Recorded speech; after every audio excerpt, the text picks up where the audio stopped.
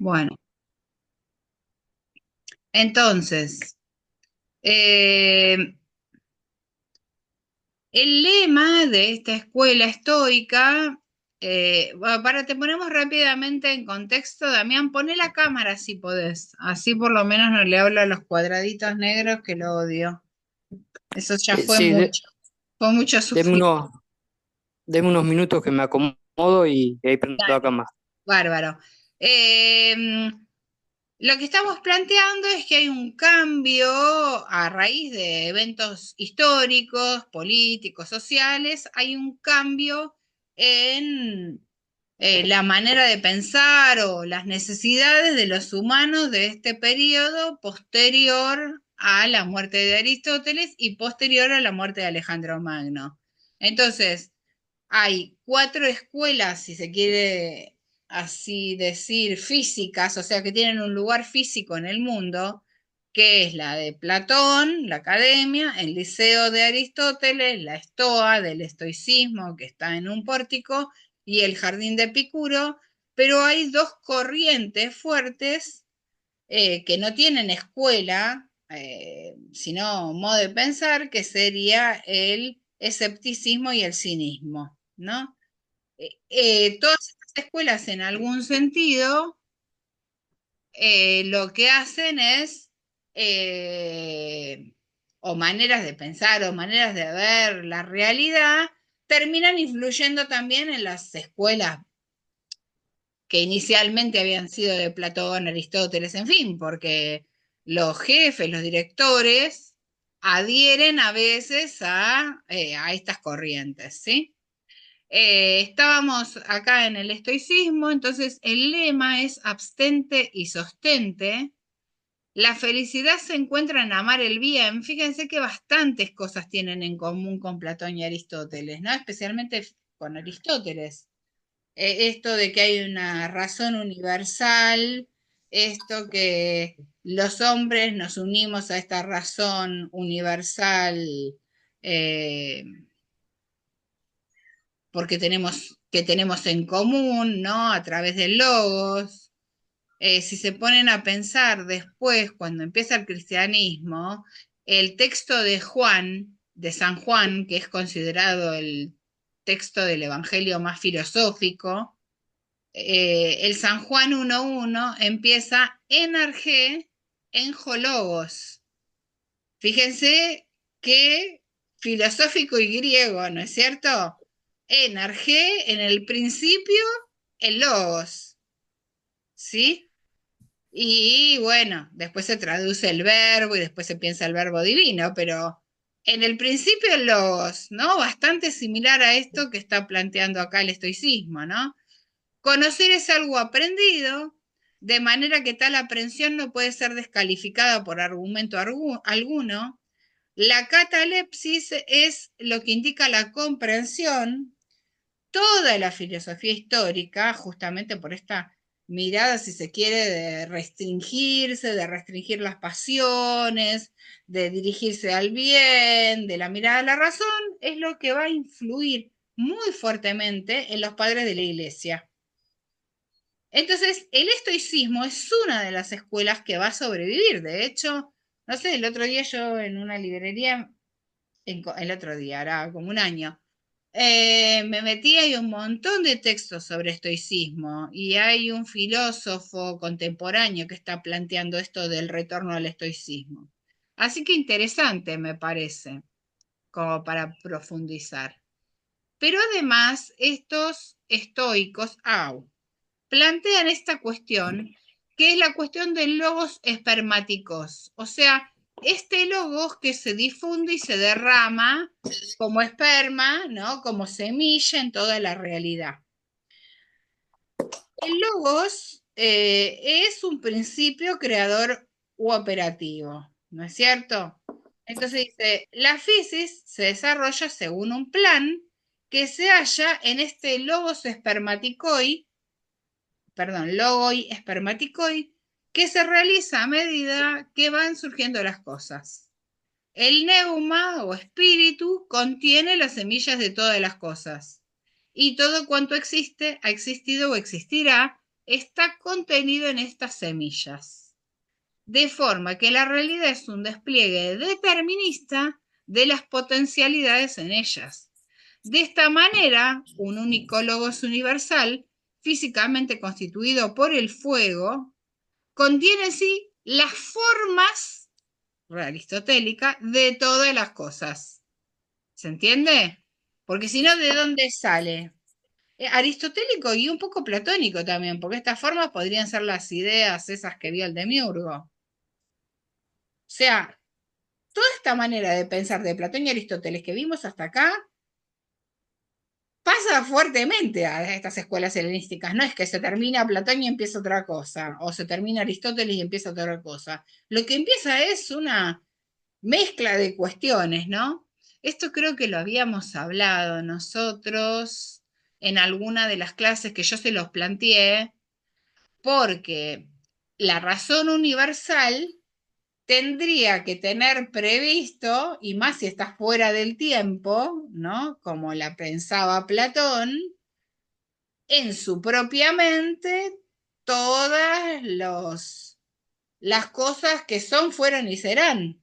Entonces tiene que tener esa inteligencia pensada todas las formas, ¿no?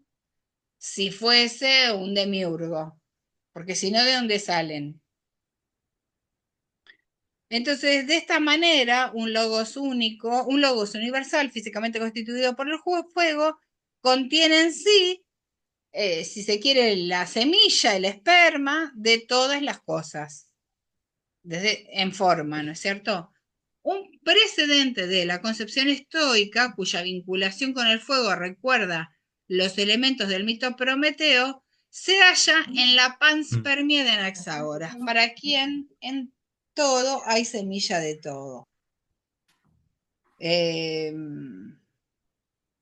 Que sería, ¿se acuerdan? El que había hecho el planteo del nous, por el que Sócrates entra a la filosofía, que lo cuenta en el Fedón, y que después termina en un relato más material. ¿Sí? El término escepticismo, que sería estos que no tienen una escuela propiamente dicha, pero que es una manera de pensar, viene de la palabra skeptomai, que significa investigar, considerar atentamente, o skeptestai, que es investigar.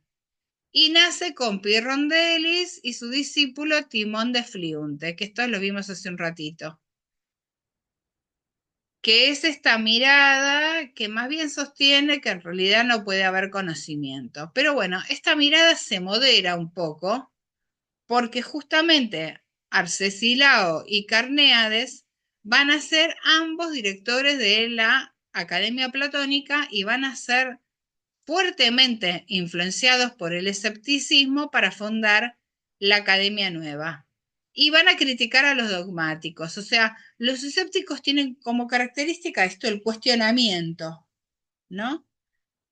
En el escepticismo fuerte llegamos al punto de no hablemos, no emitamos ningún juicio, porque meter un juicio es estar diciendo la verdad sobre algo. En el escepticismo más tranquilo, lo que hace es cuestionar las cosas, ¿sí?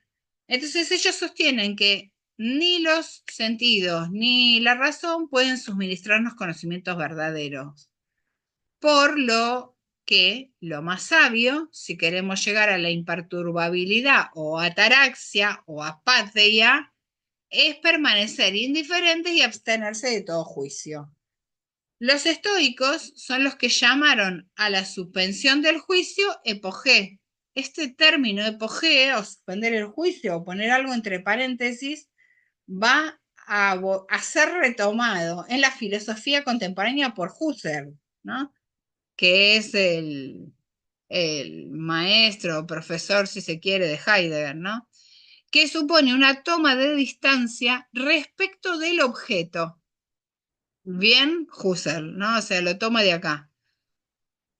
Por eso insisto que la importancia de la filosofía antigua para la formación del pensamiento contemporáneo es radical.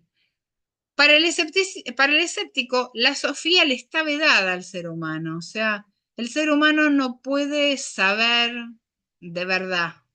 El tomar distancia y advertir que hay equipolencia y sostenai sería la única manera de escapar de la doxa, porque si no estaríamos siempre inmersos en el mundo de la opinión. Pero si podemos tomar distancia y poner una perspectiva ante las cosas, ahí podríamos escapar de la doxa. No podemos escapar del todo, ¿por qué? Porque a la sofía o al conocimiento no llegaríamos. Bueno, Arcesila y Carneades, como les dije, son los fundadores de la nueva academia y lo que tratan es de romper con los dogmatismos que la academia platónica había quedado como atrapada en una mirada muy dogmática de la realidad. En el siglo I antes de Cristo, o sea, ya estamos llegando al final de lo que sería el periodo estrictamente helenístico, en Ecidemo de Nosos renueva el pirronismo antiguo y estudia sus tropos o listas de contraposiciones que fundamentan la adopción del escepticismo como forma de vida. Fíjense que acá, del siglo III al siglo II antes de Cristo, o sea, excede un poco el periodo helenístico, pero bueno, el estrictamente, hacia el siglo II el escepticismo se funde con el empirismo médico y en esta corriente se va a destacar sexto empírico, ¿sí? Que va a ser, nos va a transmitir un montón de cuestiones del mundo antiguo.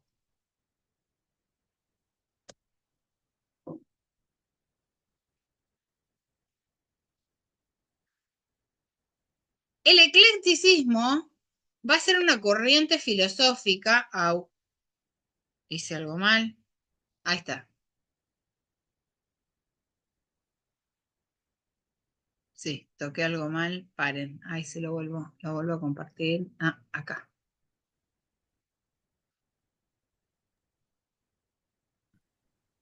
Ahí está.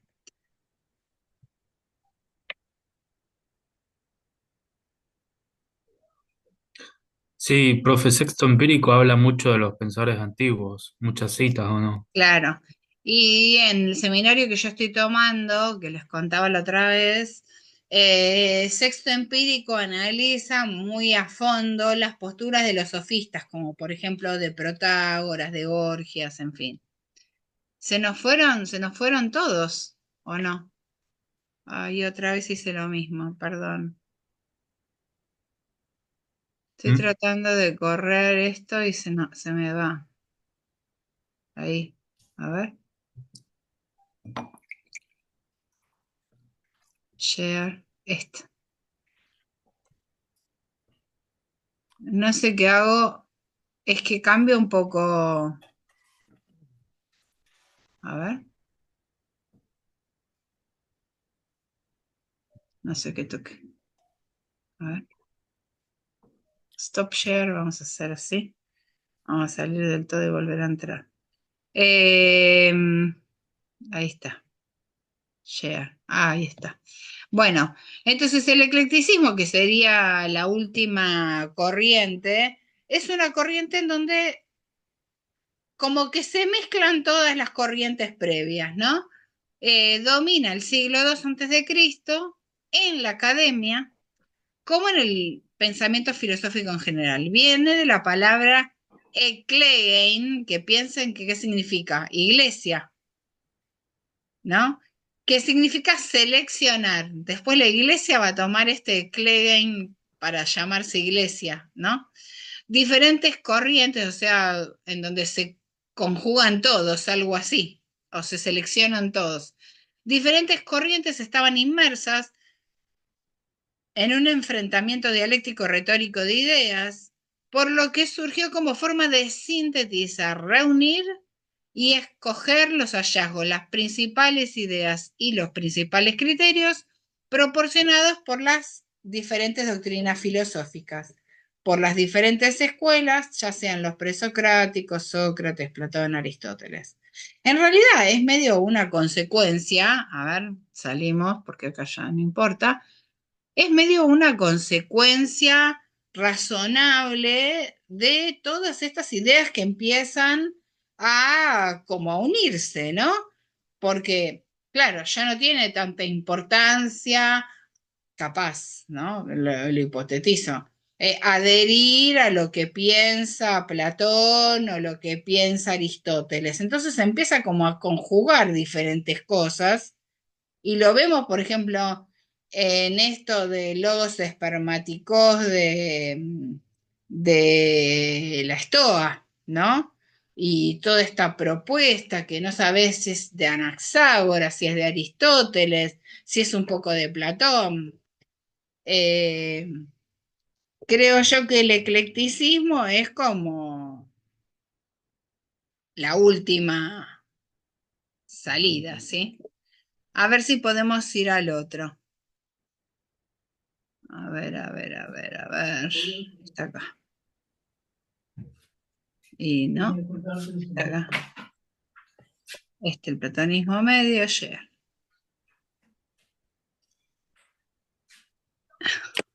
Presentación desde el principio. ¿Perdimos a todos los compañeros? Sí. Sí, parece. Bueno, Quedamos dos. igual Ahora. lo grabo, a ver si puedo grabar. Me parece que hay un pedacito que no conseguí grabar. Ahora Ahí. está grabando, dice. Ah, sí. Ah, bárbaro. Sí. Entonces, el platonismo medio es, en realidad, fíjate que el periodo es medio coincidente con lo que planteamos de las escuelas helenísticas. Pero lo que nos vamos a centrar en este recorrido es en lo que piensan los platónicos y cómo continúa la academia. Y en realidad el periodo en donde el platonismo toma un nuevo vuelo o un vuelo fuerte es del 1 antes de Cristo más o menos al 2 después de Cristo. Este periodo es como más amplio, más abarcativo, pero el platonismo medio se destaca por las contribuciones de ese periodo, ¿no? Del periodo de ponerle el 2 antes de Cristo al 2 después de Cristo más o menos. Pero bueno, yo puse un poquito más acá para que la presentación tenga sentido. Los temas planteados en el siglo II, después de Cristo, perdón, del siglo II, dividen a los filósofos en dos grupos. Un grupo va a estar formado por sí, el siglo II después de Cristo, porque sería esto el antecedente a los planteos plotinianos, ¿sí?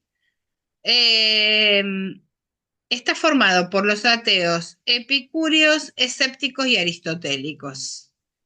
Estos últimos tienden a la investigación científica más objetiva. Todo el mundo se resiste, todo el grupo se resiste a las explicaciones relacionadas con sueños, visiones, milagros, así como respecto a la eficacia de la oración. Se caracterizan por el uso de la dialéctica aristotélica y hacen énfasis en el método filosófico. O sea, habría dos grandes grupos filosóficos. Uno va a estar compuesto por ateos epicúreos, que como ya dijimos, son los que dicen que el placer es lo que conduce a la felicidad. Escépticos, estos que tienen como característica evitar los dogmatismos y ser investigadores. Aristotélicos, que son los más científicos de todos. Todos estos, ateos, epicúreos, escépticos y aristotélicos, ¿qué van a hacer? Van a intentar una investigación científica más objetiva. Entonces se van a resistir a lo que está funcionando en ese momento, que es en el siglo II, que es toda esta cuestión de la mística, la religión, las visiones, los milagros, la oración, ¿no? Y se van a caracterizar por el uso de la dialéctica aristotélica, que es esta dialéctica que nosotros vimos cuando leíamos la metafísica, que es en donde Aristóteles empieza a decir, tal cuestión puede ser, por un lado de tal modo, por un lado de tal otro. Vieron que en bastantes lugares de las cosas que leímos se planteaba esto, ¿no? Y que es propio de la formación platónica. Ahora, el otro grupo, ese otro grupo va a estar compuesta por estoicos, estos que nos hablaron de logos, espermáticos y qué sé yo, los platónicos y los pitagóricos, que acuérdense que por lo menos los platónicos y los pitagóricos siempre sostuvieron la inmortalidad del alma, la existencia de la vida antes de, o sea, de la muerte después de la vida, pero también del alma, la preexistencia del alma. Y claro, los estoicos, los platónicos y los pitagóricos encajan perfectamente con el ambiente de época, ¿no? Que acá volvió a cambiar, porque una vez que termina el helenismo, en poco tiempo surge el cristianismo. El cristianismo, como yo les dije, creo la otra vez, eh, prende rápidamente en el mundo antiguo, especialmente en los dos grandes grupos marginados que son las mujeres y los esclavos, ¿no? Eh, entonces todo el ambiente de época tiene que ver con esta mirada religiosa y esta mirada del más allá, de la trascendencia, en fin, y es eh, la que prepondera y tiene que ver con estas con estos tres escuelas o segundo grupo. Profe, Sí, em, ¿puede volver al anterior? sí, sí. Porque ahí tengo como que sueños, visiones, milagros, ¿no sería un poco metafísico? Claro, pero dice, todo el grupo se resiste a las explicaciones relacionadas con sueños, visiones, milagros de la oración. O sea, el primer grupo, ateos, epicúreos, escépticos y aristotélicos, no quieren saber nada, ni con la preexistencia del alma, ni con los sueños, ni con los milagros, ni con las visiones, ni con la oración, ni con nada. Son los que están intentando ser más científicos, más objetivos. El segundo Pero, grupo, sí, sí, estoicos, sí. platónicos y pitagóricos, son los que sí adhieren al sueño, a las visiones, a los milagros, a la preexistencia del alma, a, qué sé yo, a la inmortalidad del Sí, alma. sí, sí, sí. Sí, entiendo. Lo que no me cierra por ahí es que el primer grupo esté medio en contra de la metafísica y que sean aristotélicos a la vez. Es que la palabra metafísica toma una connotación especial con posterioridad, ¿no? Pero acordate que la metafísica de Aristóteles está postulando un Dios que es una inteligencia, una razón perfecta, no la inmortalidad del alma, no nada, nada de eso, ni un Dios creador.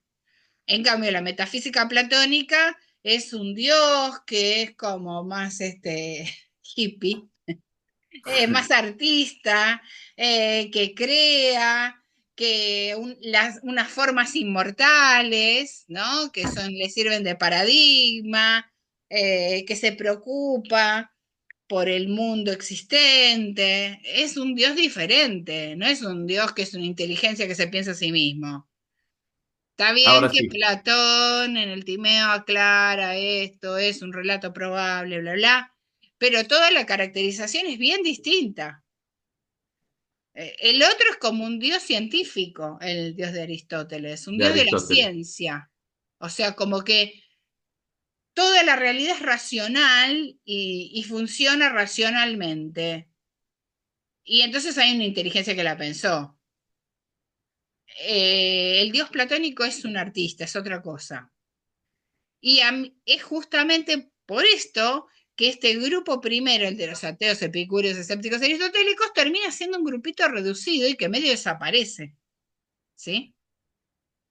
Ahora sí, profe. Porque el otro es el que encaja con el ambiente de época, ¿sí?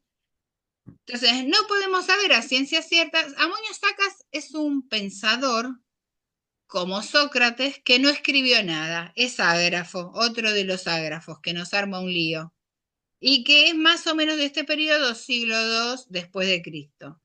No podemos saber a ciencia cierta la influencia de Amonio Sacas sobre Orígenes y Plotino, pero sí sabemos que tanto Orígenes como Plotino fueron compañeros, y en realidad esto también se está cuestionando, pero en principio parecería que sí, y son discípulos de este Amonio, del cual no tenemos ni idea qué dijo, salvo Ah, por las Orígenes cosas era un comunes, filósofo. ¿eh? Salvo por las cosas comunes que encontramos entre los tres discípulos, Orígenes, Plotino y Erenio, que va a ser un tercero. O sea, tenemos conocimiento de este Amonio, que aparentemente es el verdadero creador del neoplatonismo, por los puntos comunes de sus discípulos. ¿Sí? Pero los tres habían jurado guardar en secreto el dogma transmitido por el maestro. Acuérdense que Plotino en realidad tampoco escribe. El que escribe va a ser Porfirio, que es un discípulo de Plotino, ¿no? Amonio se encuentra asociado con teorías sobre la providencia, o sea, esto de la providencia es... ¿cómo les puedo explicar? Esto de está todo previsto, está todo diseñado, hay una historia escrita y un plan. Eso es la providencia. Este Dios pensó, por eso esto de logos espermáticos, este Dios pensó toda la realidad, toda la creación. Entonces hay un plan diseñado. Eso es la providencia, que no todas las escuelas de este periodo sostienen, pero que tiene un poco su origen también en las leyes, ¿no? De Platón, esta idea de la providencia. Profe, puede ser como que está todo determinado ya también. Un poco O y un estoy poco. Porque, un por poco. ejemplo, yo digo que si Dios es presente, o sea, es esto que yo les decía, una eternidad en perfecto presente, o sea, está como en un tiempo diferente del nuestro, obviamente que sabe todo lo que va a pasar, porque él está viviendo un perfecto presente. Es una mente que subsume todo, ¿se entiende? Sí. Si para vos, ponele, imagínate la situación, es bastante extraña, en donde el tiempo no sea lineal. Entonces vos al mismo tiempo podés ver tu nacimiento, tu muerte, tu momento hoy, es todo en el mismo momento porque es presente. ¿Vos estás determinando la realidad o simplemente la estás sabiendo a la realidad? ¿Entendés? Ah, Hay sí, una sí. Como película, hay una una película, paradoja. claro, bastante llamativa que plantea algo así, que se llama La Llegada, que es una película de extraterrestres que está muy buena y que los extraterrestres tienen un lenguaje circular. No, nos vamos, salimos de vuelta, dentro de un ratito nos quedamos de vuelta sin contacto. Circular. Los extraterrestres plantean un lenguaje circular, entonces a raíz del aprendizaje circular de ese idioma por parte de la protagonista puede ver al mismo tiempo su futuro y su pasado y sabe de Ujú. antemano algunas cosas. No sé si la vieron. Si no la vieron, véanla porque el problema que se plantea es re interesante, pero sería eso, una mente que ve todo al mismo tiempo, ¿no? Sí, Entonces, la vi, es buenísima, es es buenísima la hermosa la película, película, sí, sí. buenísima, buenísima. Sí. En fin, Estas doctrinas se parecen mucho a las de Orígenes, o sea, lo que creemos que piensa Antonio Sacas se parece mucho a lo de Orígenes y a lo que después nos va a transmitir Porfirio de Plotino. Insisto, el problema de todo esto es el carácter de ágrafo de Amonio, que no sabemos a ciencia cierta si lo dijo o no lo dijo, ¿viste? Estamos igual que con Sócrates ahí. Mm. Orígenes, que ustedes lo van a ver con más detalle en medieval o más o menos, frecuentó la obra de Platón en los siguientes diálogos, porque además esa es la otra. A esta altura del mundo, que estamos siglo II después de Cristo, o sea, acuérdense, Platón es más o menos el 4 antes de Cristo, un poquito antes. Eh, o sea, ¿qué pasaron? ¿600 años? Es como que nosotros pensáramos que podemos interpretar a ciencia cierta o con estricta fidelidad lo que pensó alguien del 1400. Es bastante absurdo, ¿no? Pero bueno, en esta época los textos que circulan fuertemente es el Timeo, que es el del origen del cosmos, en donde Dios es un Dios creador, un Dios artista. El Fedro, que es el de los dos caballos, es uno de los diálogos. Las leyes, en donde hay todo en los últimos libros, un diseño del alma, de cómo armar una ciudad, de las características de Dios y lo que se debe transmitir. Y la famosa carta séptima, en donde Platón había dicho que él no había escrito las cosas serias en los diálogos. Entonces, esto es a lo que tiene acceso Orígenes. Lo vemos claramente cuando trata temas como Dios, distinto de la creación, inmortalidad y preexistencia del alma. Aparte, Orígenes va a ser tomado como padre de la iglesia, pero de la iglesia oriental, de la iglesia ortodoxa, no de la iglesia cristiana católica, diríamos. No ignora ni a Aristóteles ni a Crisipo, toma de ellos algunos aspectos de la psicología y de la dialéctica. Algunos ven en Orígenes a un neoplatónico, que tendría mucho sentido si sabemos que es discípulo de este Amonio, ¿no? Tenemos datos de Porfirio respecto de su relación con Amonio Sacas, que esto es lo que hay una duda, porque como nos lo transmite Porfirio, que es el discípulo de Plotino y es posterior y está en otro lado, ahí les va a servir un montón la línea de tiempo para ver quién está en qué lugar y cuál es la relación, ¿no? Hay una duda si el Orígenes que nombra Porfirio es este o es otro. Tenemos datos de Porfirio respecto de su relación con Amonio Sacas. También hay un comentario sobre la relación con Plotino en Roma. O sea, la duda que hay es de la relación con Plotino, no con Amonio, ¿no? Pero se sabe, no se sabe a ciencia cierta si es el mismo Orígenes. Orígenes y Plotino son dos de los genios más grandes de las postrimorías del helenismo. Ambos definieron su pensamiento, pero no puede probarse la influencia de uno sobre el otro. Pero tienen bastantes cosas en común. No es muy disparatado que se hayan encontrado. Lo que pasa que parece que por cómo, por las cuestiones biográficas, es medio difícil situar a Orígenes en Roma en un determinado momento. Por eso surge la duda. Ese es Cristo, ¿no? El que está en la figurita, en la fotito, en el gráfico. Este de ahí es Orígenes, sí. El anterior, ese es Amonio. Sí, no, no, no, si era Cristo, o sea, sería Adentro del cristiano. cáliz, sí, es Sí. Cristo, claro. Amonio es el que, fíjate que las letras son griegas, ¿viste? Ujú. Y ahí dice Orígenes, ¿no? Orígenes. Bueno, aristotélicos. El método es el método dialéctico. La investigación científica, objetividad. Escépticos, disciplina de espíritus científicos, cínicos, en contra de los dogmatismos. Estos son todos de la misma corriente. A favor de la sabiduría como arte de vivir, a favor de la libertad o la autarquía.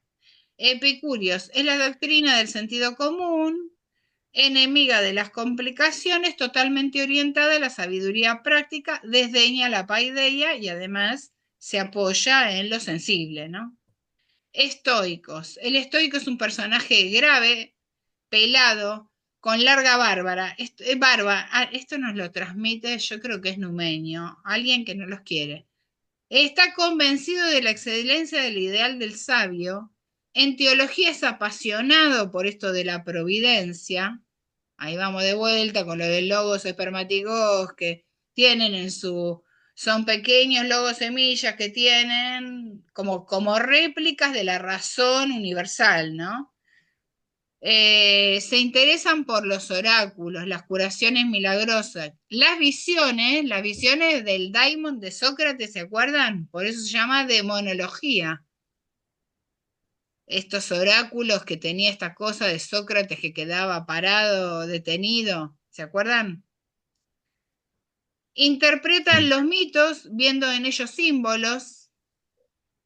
Pitagóricos, corriente del pensamiento religioso, más que filosofía. Acuérdense que los pitagóricos, desde el mundo allá lejos y hace tiempo de los presocráticos, eran una escuela mistérica que guardaban todos los secretos, que sabían las proporciones, que tenían unos hábitos determinados de comida, de higiene, ¿no? Para que el alma se purificara.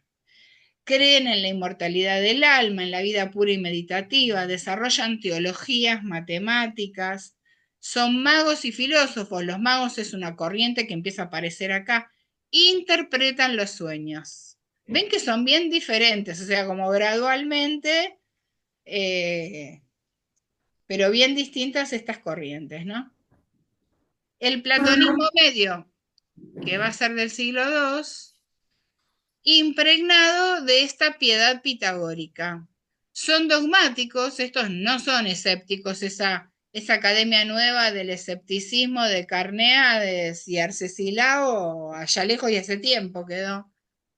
Insisten en la providencia, toman la idea de Dios, la cosmología y doctrina del alma del Timeo y le agregan algunos elementos de la lógica y la psicología de Aristóteles. La moral de la estoa y la escatología, o sea, el fin de los tiempos, pitagórica. Es un platonismo místico, diferente del platonismo dialéctico sostenido por Carneades. El mejor representante de esta escuela del siglo II es Antíaco de Ascalona.